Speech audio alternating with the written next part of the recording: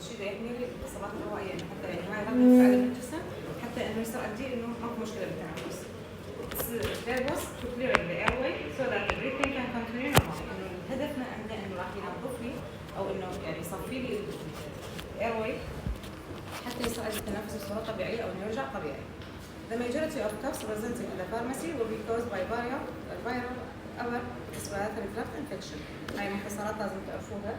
URTI هي upper respiratory tract infection. اغلب الكيسات اللي تجي للصيدليه هي تكون بسبب القحه انه عندي التهاب فيروسي.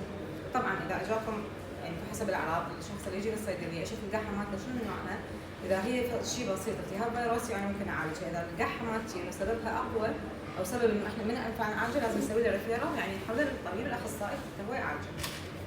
تايبس اوف كاف، شنو انواع الكاف؟ هي نوعين، الانبرودكتيف والبرودكتيف، يعني القحه اللي يصير بيها بلغم او الجافه او القحه اللي ما يصير بيها بلغم، الرطبه واللي هي يصير بيها بلغم. اللي هي الانبرودكتيف اللي هي يسموها دراي او تيكلي كاف. It is unproductive cough. No sputum is produced. Sputum تعرفون معناها يعني معناها اللعاب او هو البلغم. These cough are usually caused by viral infection and self-limiting. يعني السبب هاي القحه لما الشخص هو مصاب بالتهاب فيروسي self-limiting يعني ممكن يروح من تلقاء نفسه بدون علاج. البرودكتيف اللي هو chesty or loose cough. Sputum is normally produced. هنا هو طبيعي، هو اصلا دا اقول عن قحه رطبه، هي قحه بها بلغم. فاكو sputum. It is over secretion of sputum that is leading to coughing. بس عندي secretion مالت السبيوتم اكثر من الطبيعي بحيث راح يسبب لي انه irritation او obstruction بالايروي بحيث يصير عندي قحه.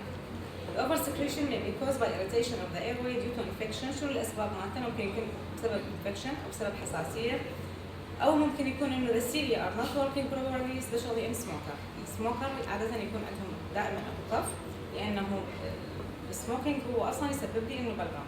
فبمرور الوقت تصير عندي الستيليا مالت البرونكاس تصير ما تشتغل بصوره صحيحه، فلذلك يصير عندي انه السكريشن مالت البلغم كلش هوايه بحيث انه المدخن تلقوا على طول انه هو عنده كفن.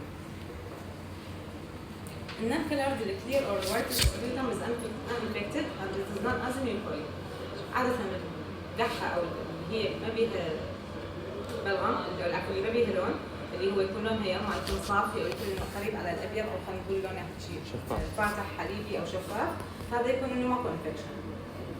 وتزميكويد يعني يكون الطبيعه مالته شلون مثل المخاطر. كلرد سبيوتم بلغم لما يكون بلون، اللون اللي هو مثل ما يكون جرين اخضر او يلو، او الرست كلر. الرست يعني معناها انه لون مثل الصدف يعني لونه على حمار على جوزي. may sometimes indicate a bacterial chest infection such as bronchitis or pneumonia and require referral. إذا عندي البلغم بلون هذا على الأكثر إنه أكو التهاب بكتيري.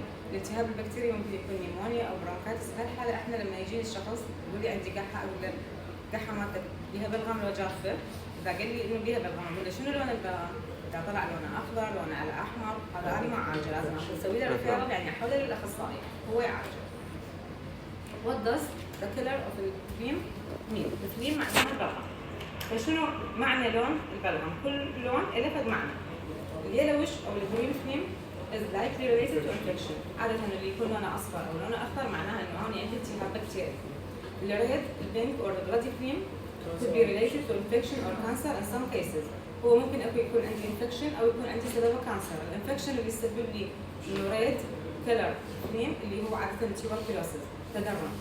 يجيكم شخص الصيدليه ويكتب انا عندي قحه بيها بلغم ولون البلغم، هو ما يقول بلغم انه انا دا اقح دم، يقول لكم انا يعني ما يوصفكم انه هو انه عنده بلغم انه هو لون، بس يقول لكم انا دا اقح دم. بهيك الحاله احنا ما نعطي شراب مال قحه لان هاي انه دي سيريس انفكشن التدرن اللي هو تيوبركلوسيس، العلاج مالته لازم يكون عن طريق اخصائي، واذا هو مثلا دا ينزل وزنه عنده اعراض ثانيه ممكن يكون كانسر، فبهيك الحاله انه القحه مالتي مؤشر الى مثل خيوط دم. هاي شفطه عنده ايش بيها؟ خيوط دم مثل خيط دم، هاي شفطه او ماكو شيء هذا يعني هذا بالعاميه، بس احنا يعني علميا حنقول انه هو لا هو علميا علميا ماكو شيء اسمه شخطه. مو شفطه يعني مثلا تجرح ناس عادي. اي بس هو عاده يكون من سببها يا اما انه كانسر يا اما انه عندي سيريس انفكشن، وبالحاله لازم نسوي لها ريفيرال. الالرجيز الاسمى عند الاوفر الفيرال انفكشن كوز وايت فليم، عاده الالتهاب الفيروسي عندنا او المريض اللي عنده ابو يكون اللون البلغم مالته يكون لونه وايت وتعود الى اوف الكلر تويت، واحتمال حتى اذا لونه مو وايت ممكن يكون على يعني خلينا نقول ملكي، انه هذا معناها انه عندي فيرال او اسمى. الشاركول or الجراي فليم اللي هو لونه يكون لون الفحم أو لونه رصاصي could be seen in people who work in coal mines اللي يشتغلون بمناجم الفحم and factories or rarely heavy smoker. يا اما الشخص ده يشتغل يعني عامل مصنع، يا اما انه هو مناجم الفحم، او انه هو الشخص انه سموكر فالبلغم مالته حيطلع لونه على شكل الابزوربس. عليكم السلام، تفضل. لونه رصاصي. Sometimes people who have really significant chronic lung disease can cough up a brownish or really tenacious looking phlegm. يعني اللي يكون البلغم مالته خلينا نقول انه شلون ريزيستنت انه يعني هوايه او انه نقول يسموه عنيد، او يكون لونه على جوزي عاده من الامراض اللي هم عندهم chronic lung disease.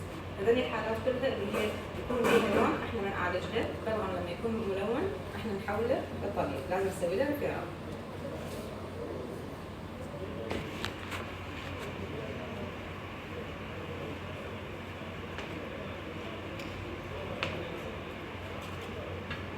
قريت 5 5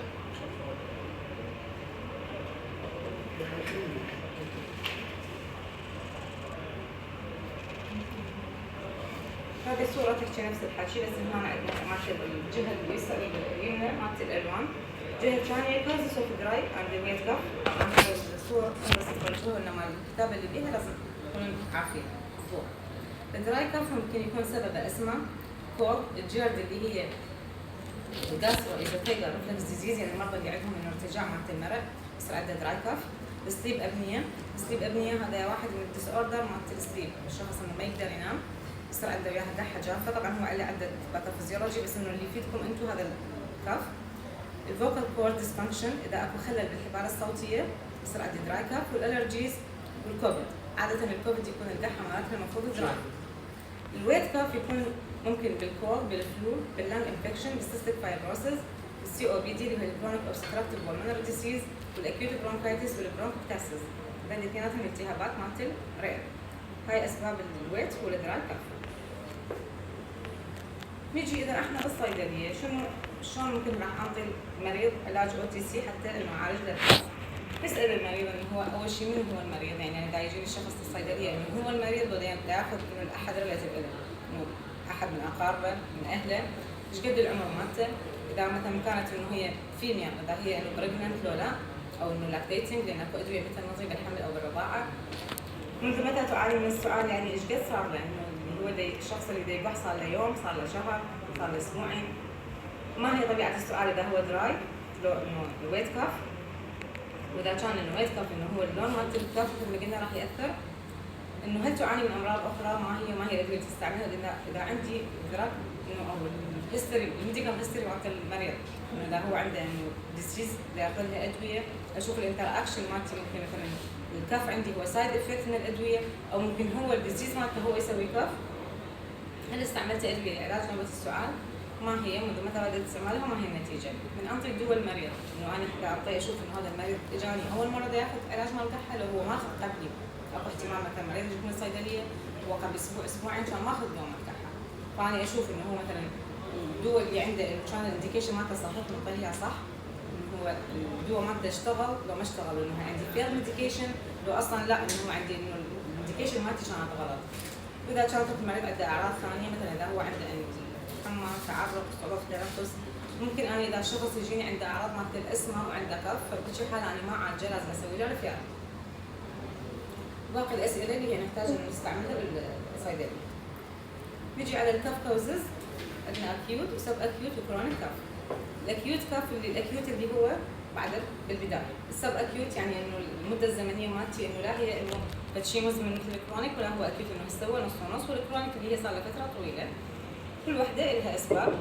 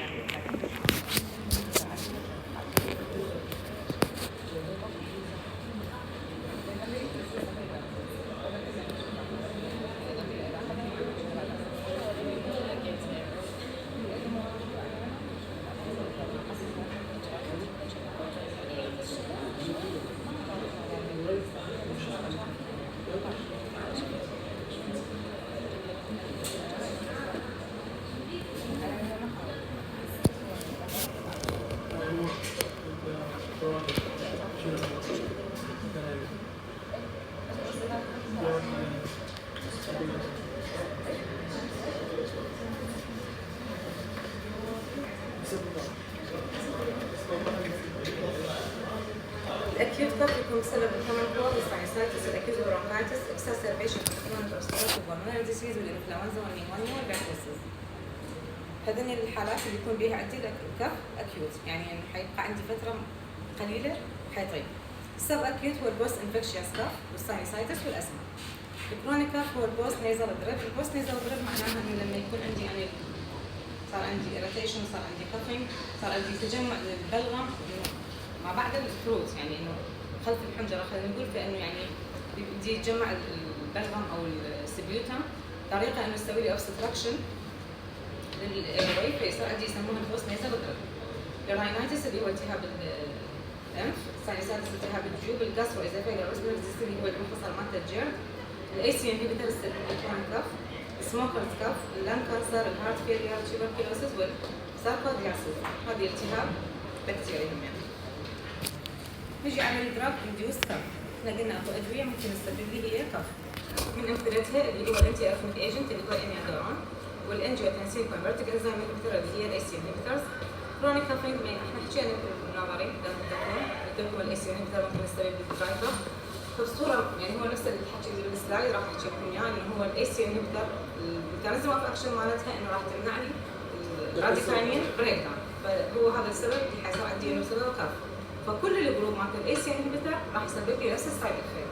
فمن يجي مريض انه هو بده ياخذ مثلا كابتوبريل، مو منطقي انه اعالج الكف مالته انه اوقف الكابتوبريل وانطي لي زينوبريل او انطي انالبريل، لانه هم كلهم حيكون نفس السايد افكت. مو احنا اللي نوقفها، احنا مثلا حنكتشف السبب بس نقول له ريفيرال يروح للطبيب، الطبيب هو راح يبدل له الدواء مالت الضغط الاي سي انهبيتور. بس طبعا تبقى انه احنا شو وقت شلون نحوله. يعني انا عندي مريض انه صار له خلينا نقول 5 سنين هو ياخذ كابتوبريل، بياخذه وما صاير عنده، يعني هو هذه الفقره مالت الكف او السايد افكت ما يصير انه 100% عند كل المرضى. واكو ناس يتحسسون من الموضوع، اكو ناس حيصير عندهم هذا السايد افكت، اكو ناس ما يصير عندهم. فاذا هو مثلا صار له 5 سنين ياخذ كابتوبريل وما صاير عنده كف، وجاكم وقال لكم انا صار لي عندي اسبوع كف، ما اقول له انا شنو الهيستوري مالتك انه تاخذ اي سي انهبيتور فانت هذا الكف بسبب الاي سي انهبيتور. لا، هو صار له 5 سنين استقر، كف صار عنده بالجديد، صار له اسبوع، معناها انه مو هذا السبب.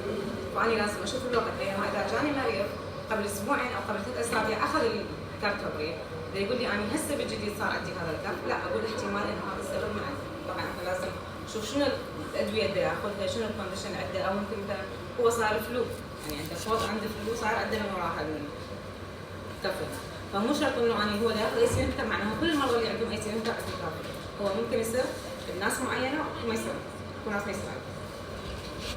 الانجيوتنسين 2 receptor antagonist which have similar properties to ACE inhibitors but don't causing the cough. ممكن نبدلها بطلع مرة.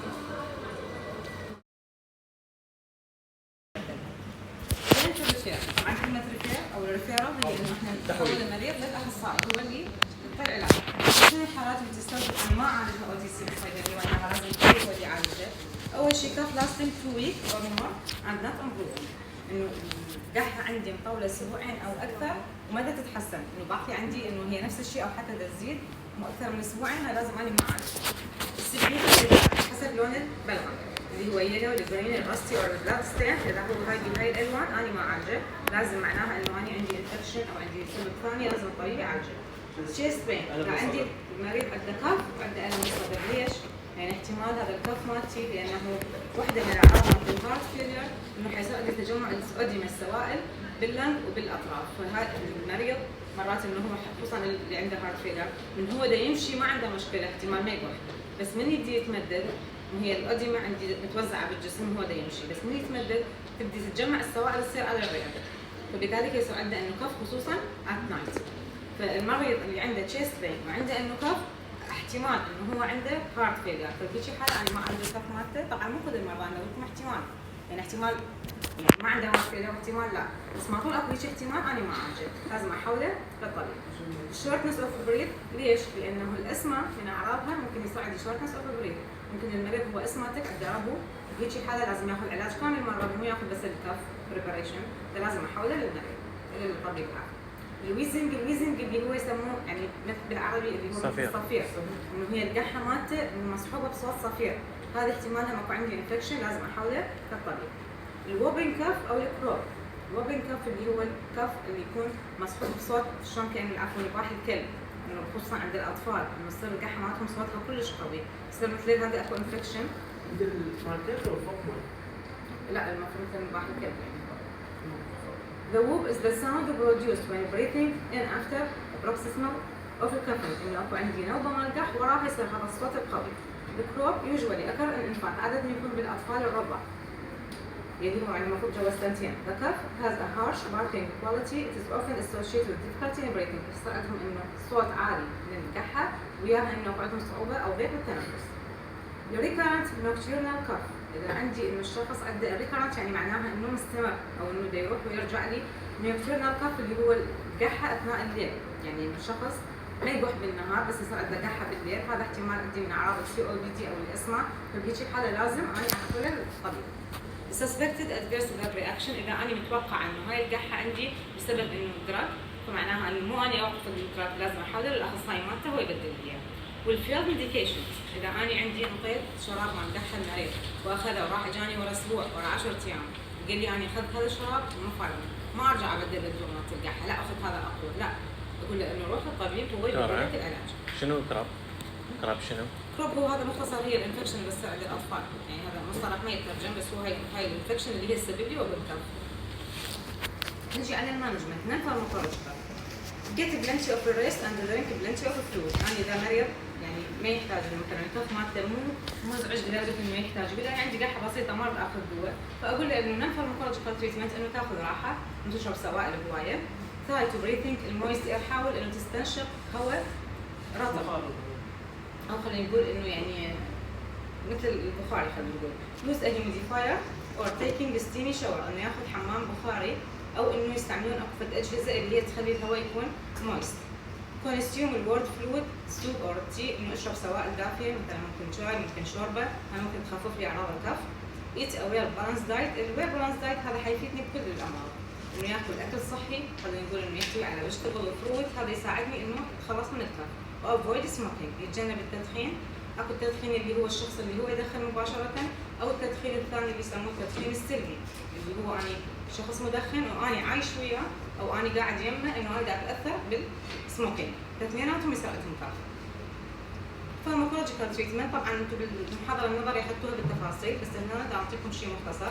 فهي تقسم الى عده انواع من الكف بريباريشن. اول شيء لارنجيال ديماسنت، ديماسنت معناها مرطف او مرطب، اللي هي لوزنج، اللوزنج يعني معناها الحبوب مالت المص، السيربس، الجليسرين والليكوارس. نجي على الادجنكتيف انتيتوسيف، انتيتوسيف معناها الدواء اللي يوقف لي القحه، يعني انا عندي قحه جافه مو قحه رطبه، الانتيتوسيف يوقف القحه. فالادجوفنت معناها المساعده، اللي هي بالاساس يعني هي مو شغلها انه هي كف بريباريشن بس تساعد لي بالعلاج، اللي هي البرونكودايليتر يعني موسع القصبات الهوائيه مثل السالبيوتامول والتربيوتالين. السالبيوتامول اللي هو الاسم التجاري مالته البيوتاجين او الاسم الاصلي هو البنتولين، والتربيوتالين طبعا هو من اهم الادويه اللي تستعمل، بس بدي مشكله انه اهم سايد افكت مالته شنو تعرفون؟ السالبيوتامول او البنتولين او البيوتاجين دائما المرضى اللي خصوصا اللي عندهم امراض بالقلب او اللي هم عندهم استعداد انه يصير عندهم خفقان هو يسبب لي تاكيكارديا، فاكو ناس من دوز واحد ممكن ياخذ السالبيوتامول يصير عنده تاكيكارديا، فلازم انتبه له خصوصا بالاطفال بالالدر. نجي على الاكسبكتورانت نقسم لكم اياها على سكريشن انهانسر ميوكولايتيك. طبعا عندنا الجروب الاخر الانتيتوسيف. الاكسبكتورانت اللي هي تقسم الى السكريشن انهانسر اللي هي تساعد لي على الافرازات، انه اتخلص من الافرازات اللي هي البوتاسيوم ستريت، بوتاسيوم ايودايد، الجوافنسين، التولابلسم، الباسكر والامونيوم كلورايد. طبعا هاي بالشرابات اللي احنا موجوده عندنا بالصيدليه مو كل الموجودات، يعني هاي تقسيمات موجوده من مصادر عالميه، فاحنا بالواقع بالعراق اكو شغلات موجوده عندنا اكو شغلات ما موجوده. ميوكولايتيك، الميوكولايتيك معناها انه الدواء اللي يذوب البلغم، عاده بالضبط لا مو المقشر، الاكسبكتورانت معناها مقشر، الميوكولايتيك لا اللي يذوب لي البلغم، المقشر عاده يزيد الكف. هو الهدف من الاكسبكتورانت انه هو يزيد لي الكف انه اخلص من البلغم، الميوكولايتيك انه يذوب لي البلغم بس انه بدون ما يزيد القحه، انه يطلع السكريشن مالتي يا اما باليورين يا اما بالفيسس، بس انه اخلص من السكريشن بس ما يزيد لي القحه. عاده هوايه من المرضى انه يعني عنده انه ويت كف بس ما يريد اكسبكتورانت، ليش؟ لانه كثر القحه ممكن تكون مزعجه او متعبه، يقول لك انا اريد انه عندي قحه بهالبلغم بس ما اريد شيء يزيد لي القحه، فبهيك حاله ممكن نعطي ميوكولايتيك ما نعطي اكسبكتورانت. اللي هم البروموكسين اللي هو الاسم التجاري مالته سلفودين، والامبروكسول والاسيتيلسيستين والكاربوسيستين. الانتي توسيف معناها هي الكاف سبريسنت، يعني اللي هي توقف لي القحه، اللي اكثر شيء اعطيها للقحه اللي هي دراي كاف، اللي هي تقسم الى الاوبيويد اللي هي كودايين والفولكودايين والايثيلمورفين. طبعا هذول من الادويه اللي هي تشتغل على السنترال سيستم، يعني تشتغل على الكاف سنتر بالبرين. فبما انه هي هالشكل، هي ممكن عندي استعداد انه تسوي لي ادكشن. هذول الادويه الاوبيويد اللي هي ممكن حتى وهي موجوده بنسبه صغيره بشرابات القحه ممكن تسبب لي ادمان. لذلك من يجيني مريض يريد بدون وصفه انه يريد شراب مالت القحه بكودايين، انا اشوف البيشنت انه هذا خلينا نقول شاب صغير بالعمر يريد اكثر من شيشه مال دواء، ايش قد يستعملها صار له. الادويه اللي بيها كودايين لازم تنتبهوا لها، سواء انالجيسك سواء انه كف بريبريشن، لانه ممكن يسبب لي ادمان. من الاوبيويد اللي هو النوسكابين، الدكستروميثورفين والكلو في دايرنا. والانتي هيستامين مثل ما تعرفون الانتي هيستامين ممكن تقلل لي القحه، وقسم من الانتي هيستامين ممكن يسبب لي نعاس وممكن سيديشن وممكن لا مستسبب لي.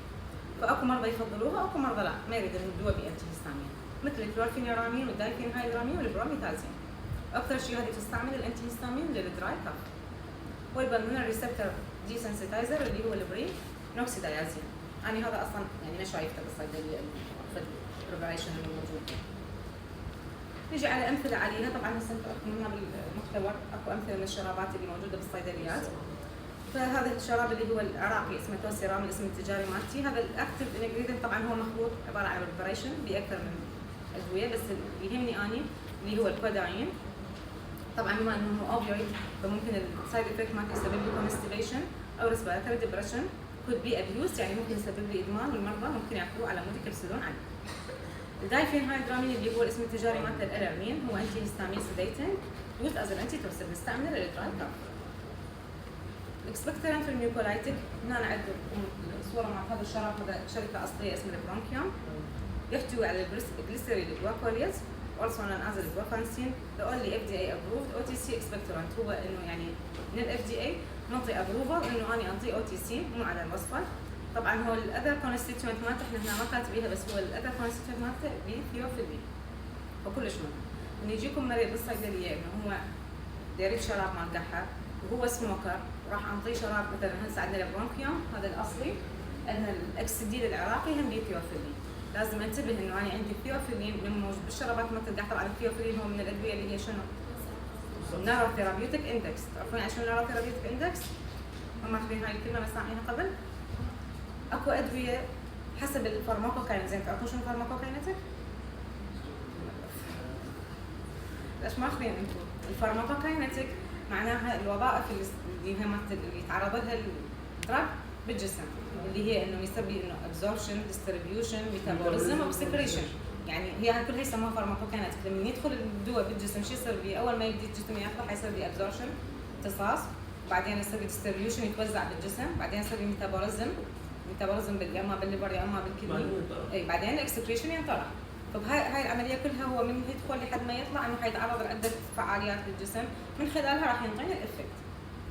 فهاي يسموها الفارماكوكاينيتيك. فاكو ادويه يسموها اللي هي الفارماكوكاينيتيك. طبعا كلش مهمه، بس هذا يعني هذا موضوع كلش كبير، بعدين اشرح لكم اياه ان شاء الله على TDM على صف خامس. بس المهم اكو ادويه يسموها نارو ثيرابيوتيك اندكس، يعني انه هاي يكون الليفل مالتها مالت السيفتي يكون كلش قليل. احنا عندنا دواء بناخذه بالجسم، ناخذه خلينا نقول بدوز معين، بس انتم مثلا تعرفون مثلا سامعين الباراسيتول، وش قد منو بيكم بالبيت ما نستعمل باراسيتول؟ الكل مستعملين، واكو ناس يستعملوه خلينا نقول كما يقولون بالصيدليه مثل الكرزات، يستعملون 2 سويه الصبح والظهر بالليل. بس مع ذلك حتى من يجيكم بيشنت بالصيدليه يقول لكم انه انا دا اخذه ما عليه شيء، هذا انه باراسيتول، لا يقول حتى الباراسيتول في سايد افكت، بس الرينج مالت السايد افكت الرينج مالت التوكسيسيتي يختلف. يعني اكو ادويه مثلا خلينا نقول الباراسيتول انه هو امين انه يوصل خلينا نقول انه قد 4 جرام التوكسيك دوز مالته، يعني واحد ياخذ 8 حبايات باليوم يلا حتطلع تنتي عندي الاثار الجانبيه مالتي والتوكسيسيتي. بس اكو ادويه مثل الثيوفيلين هذا انه يسمونه نارو ثيرابيوتيك اندكس، يعني انه السيفتي مالته عندي قليله، فتغيير بسيط بالكونسنتريشن مالته ممكن يسبب لي توكسيسيتي، ممكن تؤدي لي الى وفاه المريض او تطلع لي الاثار مالت الاوفر دوز. فكلمه النارو ثيرابيوتيك اندكس معناها انه الحد الفاصل بين السيف دوز توكسيك دوز كلش قليل. فالثيوفيلين من موجود باي بريباريشن لازم انتبه عليه، لانه اي زياده لي اذا عندي حيصير نقصان طبعا حينطيني يسموه سب ثيرابيوتيك دوز، انه اقل من الدوز اللي تعطيني الافكت وما راح استفاد منه. واذا تتغير الدوز تصير عاليه حيصير عندي معناها انه انا عندي توكسيك دوز. فعندكم الثيوفيلين، عندكم الديجوكسين، هذين من الادويه اللي يسموها نارو ثيرابيوتيك اندكس، انه هي الحد الفاصل للسيفتي مالتها يكون كلش قليل. بس هو بعدة استعمالات، يعني الثيوفيلين انا استفاد من عنده بالكفو بريباريشن، استفاد من عنده كبرونكو دايليتر، فموجود بالكفو بريباريشن. بس من يجيني مريض مثلا انه هو سموكر وهيفي سموكر، طبعا السموكينج تختلف، اللي يدخن خلينا نقول 4 سجاير باليوم مثل ما يدخل باكيتين باليوم. فاكثر شيء اسمه هيفي سموكر اللي هو مدخن بصوره كلش هوايه، واكو اللي هو اللايت. السموكينج الشخص اللي هو سموكر يزيد لي اذا ياخذ ثيوفيلين يزيد لي الكونسنتريشن مالت الثيوفيلين بالجسم. فلازم انتبه اذا يجيني مريض شاب خصوصا الميل يعني مو الفيميل، اذا هو السموكر من انطي الثيوفيلين اقلل الدوز اللي انطيه اياه، يعني بدل ما انطيه مثلا 5 سي سي 3 مرات باليوم، لا السموكر اقول له انت اخذ 3 سي سي او 2 سي او ما انطي ثيوفيلين، لانه راح يسبب لي رينج هوايه مالت السايد افكت. فتنتبهون انتم اذا بالوصفات او بالواقع ان شاء الله حتى من الصيدليات انه اي دراج اي كف بريباريشن اي تابلت وحدها، لان هو الثيوفيلين ممكن حتى يجيكم تابلت وحدها او ممكن موجود بالكف بريباريشن، انه السموكينج دائما يسوي لي شغل خلينا نقول انزيم انهبيشن للميتابوليزم مالت الثيوفيلين، فيزيد الكونسنتريشن مالته بالجسم. فمن عندي سموكر ياخذ ثيوفيلين لازم اقلل الدوز مالت الثيوفيلين. نيجي على الاذر دراج هنا، هو البرومونكسين اللي هو قلت لكم الاسم التجاري مالته هو السالفودين او البايسالفون، هذا الشركه الاصليه. هو الافكت مالته نيوكولايتيك يوز فور الليت كاف. النيوكولايتيك شنو هسه قلنا معناها؟ يذوب اللي هو يذوب هي البلغم بدون ما يزيد الكاف، مو اكسبكتورنت.